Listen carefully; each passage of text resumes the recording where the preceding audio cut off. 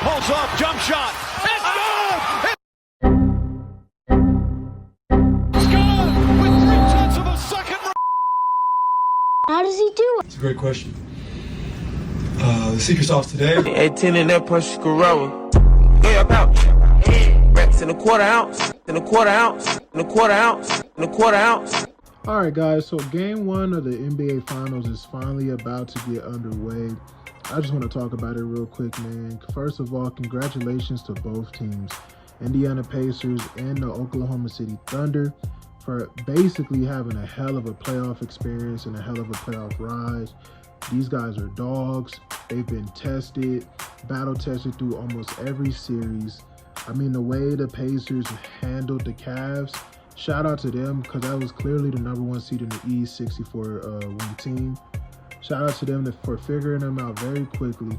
They have great coaching, you know what I'm saying, and they understood the assignment, and their defense in the playoffs, to me, in my opinion, for what I've seen, is a lot better even than what it was in the regular season. And then for them to beat the New York Knicks, who just beat the Boston Celtics, honestly, that's no small feat. And the Knicks were, they were feeling themselves after they beat the Celtics. They basically thought that they were going to ride to the finals. I was hoping they would win because it would just be nice to have the Knicks in the finals. But at the same time, once the Pacers got in their head after game one, that series was basically a wrap. Now, I know Tom Thibodeau has since been fired. Is it a good call or not? I would probably say no, because when you're a team like the Knicks, who are basically finally figuring it out after, I don't even want to say 25 years, but after almost 50 years, you're finally figuring it out. You go and make a move like firing your coach. I just think that's kind of ridiculous. Now, do I personally think Tom Thibodeau is a championship caliber coach? No. I never thought he was. As a matter of fact, I think he runs his players to the ground. But this was something that people knew since, 2011. Like, Tom Thibodeau is one of those coaches who wants his players to fight like dogs. So he gets you up there. He's a coach that builds up a team, kind of like Mark Jackson, but he's a coach that builds up a team, gets them to that point, and then you basically let him go and get the coach that fills in his replace, like a Phil Jackson or a Steve Kerr. Because when it comes to coaches like Phil Jackson and Steve Kerr, for example, they don't develop teams. So you kind of need a coach like Thibodeau to develop a team. The problem here is I don't see where the Knicks get that second coach that's going to develop a team, which is why I don't think they should have fired Thibodeau. Like, if a Steve Kerr was available, a Phil Jackson, a Greg Popovich, Eric Spoelstra, like, if they were available, then it would make sense. Fire Tibbs, get a championship caliber coach in. But who is that guy? Like, from what I've seen this offseason, nobody's available. There's 2 teams left, so basically anybody who's going to be fired has already been fired.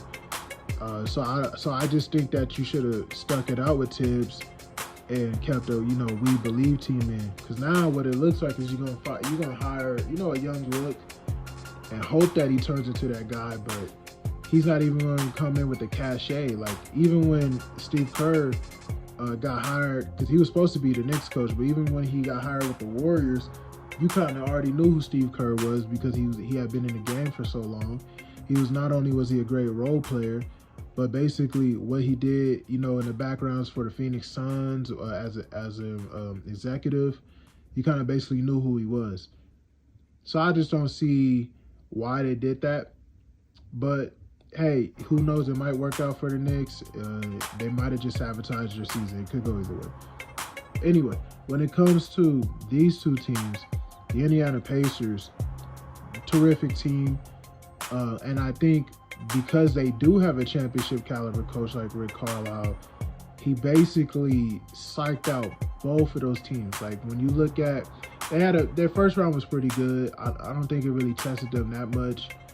But when you look at the Cavs, that's a battle-tested team who, although they have some injuries, Donovan Mitchell is still Donovan Mitchell. But when you really look at that team, their biggest hole And the biggest hole with Donovan Mitchell is the fact that he's like 6'3", you get me, or 6'2", and he doesn't play defense. They expose players like that. They expose teams like that on a constant. So even if he goes off at 45 or 50, the Pacers are so clutch with 5 minutes left in the fourth that they tend to psych teams out of it. When the Cavs lost the first game, they was like, we slipped up, we dropped the ball, we'll figure it out. When they lost the second game, they was like, damn, how did we drop this ball? Like, that's crazy. We on the verge of losing. Then they go and play Indiana. They fight like dogs. You think things are cool. But after they lose that third game, they basically knew it was gloom and doom. Even before they lost that third game, they were basically psyched out of the series. And I think a lot of that had to do with coaching. When you look at the Knicks, basically the same thing happened because the Knicks did it to the Celtics. They made the Celtics fall their first 2 games, so they had the advantage. The Knicks came in a little braggadocious, feeling themselves in game 1, only to lose historically. And ever since that game, they completely psyched the Knicks out. And on top of that, Jalen Brunson got exposed. Karl Towns, I would say, got exposed, but you kind of already knew who Karl Towns was before they even traded for him. So even though he kind of got exposed, you basically got what you got with him because that's who Karl Towns has been. He's kind of goofy. But when you look at Jalen Brunson got exposed for being all of 6'1". Like, you could tell he's basically, in NBA terms, he's a midget. They exposed him, and on top of that, he was the only legit ball handler that the Knicks have. They're going to have to put another ball handler on that floor, preferably one that plays elite defense. Because the Knicks fell off on defense so much that basically it killed their whole season, but they just looked goofy and lost out there. And a lot of that was coaching. A lot of the Knicks' woes falls on Thibodeau, but also is a testament to how great the Pacers are and how good of a team they are, especially having their second best player being Pascal Siakam. So I would have blamed Tibbs for that series because he was supposed to rally the troops and he didn't. He failed. But also, if you're the Knicks, you gotta build a better roster because Karl Towns and Jalen Brunson just ain't gonna do it. And also, you have to realize, like, Jalen Brunson, he's a star, right? Karl Towns, you can call him a star. I would call him, at this point, a star role player. Like, if he's the 3rd or 4th best player on your team, great. When it comes to the Pacers, they have a star. And the reason why I bring this up is because there's this whole narrative that's been pushed out lately that the NBA is in uncharted territories. These teams are built different. And I just disagree, like, because everybody is just basically overhyping the super team era. There really wasn't a super team era. It was just LeBron James. LeBron James from 2010 on basically made sure he was on nothing but super teams. And then Steph Curry was never on the super team until Kevin Durant got there. When Kevin Durant got there, now you can call the Warriors a super team. Before that, they were just a very good built team. You get me, with a superstar guard. So when you look at the teams now, and they're saying there's no super team and this is uncharted territory for the NBA, no, it's not, bro. Listen, guys, there's nothing new under the sun. Legitly speaking, these are just the same teams in the way that they were built in the 90s and in the 80s, but mainly the 90s. You always had a star player or superstar player, and then their second best player was, a secondary star. And then you had a cast of role players, some better than others on specific teams. But the role players play to the advantage of the stars. And that's how, when you look at the Charles Barkley Suns, the Michael Jordan Bulls, the Clyde Drexler Trailblazers, so on as for the Cleveland Cavaliers. When you look at that Atlanta Hawks team before the Wilkins left, when you look at most of those teams, they were just built just like that. They had a star, they had a great secondary star, and then they had a bevy of role players. Now, what makes this the most entertaining era, and if this is where the NBA is heading, it's going to be very entertaining because you're not going to know what you get until one person shows himself above everyone else. And I truly am starting to believe that that's going to be the Oklahoma City Thunder. Because when you look at the difference between all of these teams, whether it's the Denver Nuggets, the Milwaukee Bucks, the Lakers, the Thunder, the Pacers, the Celtics basically had that, but with his Achilles torn, they're down and out for a couple years, so don't expect much. When you look at the Thunder, they not only have a superstar, they have an elite superstar in Shai Gilgeous-Alexander, right? That's the difference. They have a star and most likely future elite superstar in Chet Holmgren, and then they have another star and possible superstar in Jalen Williams. Even though Jalen Williams is a little bit better than Chet right now, I still believe Chet overall is going to be better just because of his height. He's like 7'2". So they have a well-built team. So if you were asking me basically who's going to win this series, hands down, I think the Thunder are going to demolish the Pacers in 4 games, maybe 5. And if it goes to 5, I think it's because they're going to spend a game or two playing with their food, and because they are still considered a young team, they, there's a couple of errors that they might make by game 3 or 4. But I wholeheartedly believe that this isn't really even going to be a close series. And that's no disrespect to the Pacers, but when I compare both teams, Halliburton is a star, right? He's for sure a star. Pascal Siakam is a secondary star. He's there, and he can be the second best player on the championship team. Then they have a bevy of defensive role players. They have Miles Turner, who's an elite, honestly, star-level role player. Even I can't think of his name right now. And he lit up the damn Knicks. Newsom, I can't think of his name, but even he's a great player. But I don't see anybody on the Pacers who's on the level of Shai Gilgeous-Alexander. I just don't see anybody who's even close to him.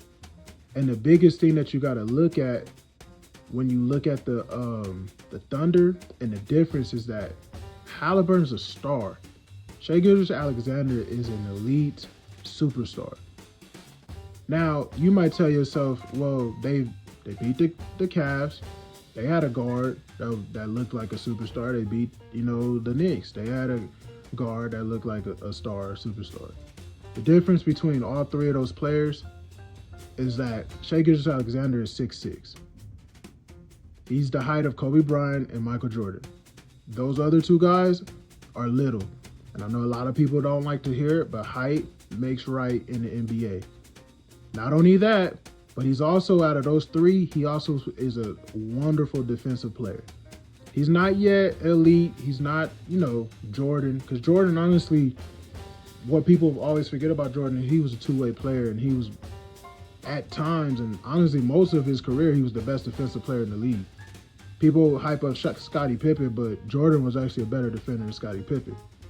That should tell you just how great that Bulls defense was, because they also had Dennis Rodman in that third three-peat.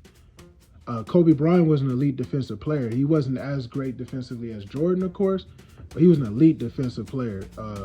And then on top of that, offense is crazy. Shai Gilgeous-Alexander, offensively, he shows signs of Kobe. I don't want to say that, and use hyperbole, but he shows signs of Kobe. But also, he's pretty good defensively. And then the Thunder themselves are just a great defensive team. I believe 2 of their players, I think Jalen Williams and Lou Dort, both made all NBA defense first team, and one made all NBA defense second team. That's incredible. This team won 68 games. They're a well-oiled machine. They don't look like any injuries are coming anytime soon in this series. They're all still young. And then on top of that, they have that leader. And I truly believe for any team, if you're watching this, pay close attention. If you really want your team to win, you need to go do whatever you can, or through Instagram or social media, and push for them to either sign Alex Caruso, Bruce Brown, or Drew Holiday. Because having one of those guys on your team makes a team, it takes a team from being a good team to they could win a championship.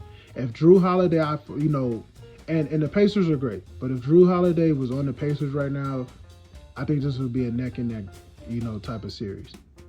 Now, I'm not trying to disrespect the Pacers. I know that they do have a puncher's chance and they have a legit chance of coming back and getting hot in those fourth quarters and stealing games. They can. I just don't think that that's going to necessarily work against the Thunder because they're not built like the Cavs and they're not built like the Knicks. I don't think they're going to catch them slipping like that. Now, they can. The Thunder are still young. Not that many people have that much faith in them. I don't see it, though. I see the Thunder not playing with their food. I see the Thunder really just dominated. And then on top of that, the clear best player in this series is going to be Shea. Now, since I'm talking about Shea, I do also have to bring up the flopping because we saw it.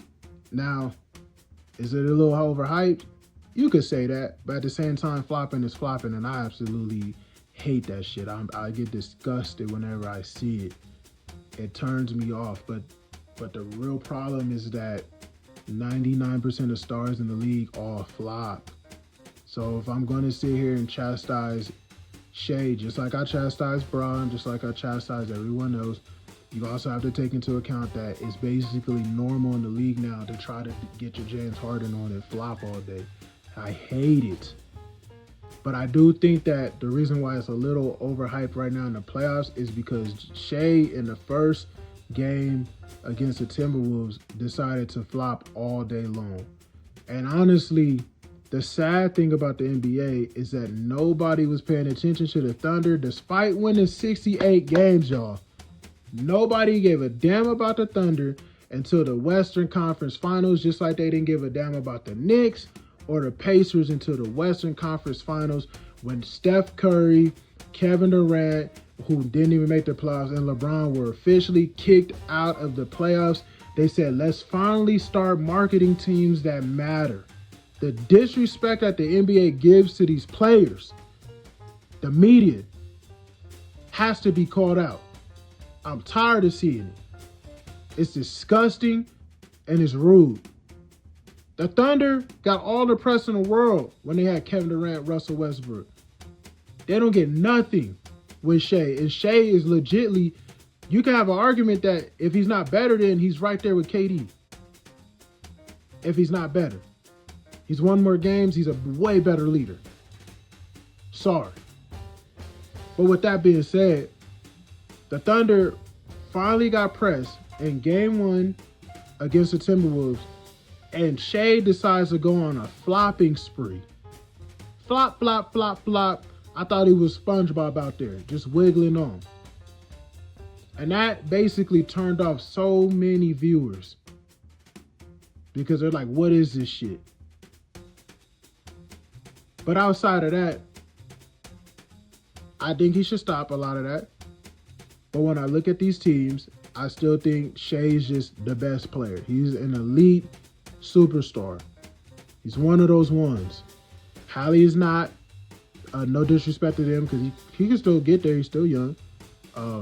He still got time. Of course, Pascal isn't. Of course, Jalen Brunson isn't. And these are great players. But I don't throw the word superstar around lightly. I think in any given moment in the NBA, you have a total of possibly 5 superstars, legitly. And if you really want to call him a superstar, I think most of them have to have proven it by winning a championship. I don't put Hallie on the level of Shea. I don't put Brunson. I don't put Ant Edwards because none of them really contend and none of them are really on the map like that. This is Shea's second year, like being on the map, as great as he's been. So when you're led by the best player in any series, you have a great chance of winning. Donovan Mitchell, he wasn't the best player inside of that Cavs series that the Pacers had because he couldn't play defense. And he made terrible decisions late. Same thing for Jalen Brunson. Halliburton and Pascal were the best players in both those series. So I do wholeheartedly believe if I was guessing or giving my predictions, I would say Thunder in 5. Honestly, I would feel confident saying Thunder in 4. But I would say Thunder in 5, and then they win at home, 5th game. And because of that, and because of this roster, the NBA has to be put on notice because this team is young and only getting better. Shea is only 27, y'all. He's only 27. Chet Holmgren is terrific this year. He's going to be dastardly next year. If they keep Alex Caruso, it's a dastardly roster. Jalen Williams, honestly, star this year. But we could have conversations about him being a superstar in the next season or two, as long as they continue their development. Then when you look at the rest of it, it's not even about this roster. It's the fact that the Thunder got like 3 first-round picks next year, this year, and then 3 next year, and then like 4 next year with a pick swap, and 5 the year after that with 2 pick swaps. Like, they have so many first-round draft picks and second-round draft picks that it just really, like, when these role players get time to where they want a max contract and we all complaining about the CBA, it won't really matter for them because they'll just be able to draft their next role player, draft the next leader, and possibly even superstar if they get a top 5 pick to come join this roster. They did rebuilding the right way, and it's honestly kind of scary how they did it. And because they did it like that, I don't see the Thunder necessarily going out in smokes anytime soon, barring some type of critical injury to their star players. So it's going to be terrific to see them. This right here, and I want to leave you guys with this, and please let me know what you think in the comment section because I think what I'm about to say is important. This right here is basically what made Michael Jordan the greatest player of all time. His NBA was kind of set up very similar to the way the NBA is set up now. Like, it's almost neck and neck the same. A star level player, borderline superstar when you look at the top 5 players in the league, with the second best player being another star player, right? And a very good bevy of role players that play off their stars. That's what Michael Jordan had. That's what Charles Barkley had. It's basically what Gary Payton and Isaiah Thomas and Magic Johnson. Well, Magic Johnson had another superstar with him. And then same thing for Larry Bird and so on and so forth. The difference, though, once Magic and Bird and, them phased out, the difference is that when you look at the 90s, even Hakeem, and I would say still superstar at that time, Clyde Drexler. And then when you look at Shaq and Penny, so on and so forth, the Knicks, Patrick Ewing, so on and so forth. When you look at those rosters, the only difference is that Michael Jordan was just better than everyone else. He was one of one. I still think Jokic is the best player in the league. I don't see how, with him being on the Nuggets, he ever has a roster that's as devastating as his Thunder roster. So I would say, if I was looking at the league for the next 5 years, expect the Thunder to dominate unless they choose not to. Unless the players choose not to and they crap out, expect the Thunder to just dominate the next 5 years or so. And if that happens, you could be looking at a Shai Gilgeous-Alexander that's sitting on 4, 5, 6 rings. He's primed to do it. He's even more primed than the Celtics because, in my opinion, I think he's probably better than Jason Tatum. Jason Tatum is taller, but there might be a debate for another day, but he might be better than Jason Tatum. I can't say that yet though, so don't quote me on that one, y'all. Really got to look at both of them, and then on top of that, Tatum just tore his Achilles, but he's up there, bro. Honestly, he probably is better because Jason Tatum don't even got an MVP. I would say he's better, bro. He's got an MVP. Not only does he have an MVP, he almost won one last year, and he was the number 1 seed. 2 seed, but still, man. So he might take that title from Jokic and Giannis as best player in the league, and I think he's just going to dominate because he's going to be blessed to have a organization that really knew how to rebuild around him. And shame on the Clippers for trading Shai Gilgeous-Alexander for Paul George. Shame on them. Shame on them. With that being said, though, Thunder in 5 in my position, in my opinion. You guys let me know what you think, man. I appreciate you guys listening to these videos, man, and being on my channel. And continue to spread the love, man. My videos, when you talk about, because this is basically a channel where I talk a lot about the Lakers. When it's non-Laker related, the views don't be the same. So if you guys should really just like the video, comment, subscribe. If you like my basketball takes, let me know what you think, man. And I'm up out of here.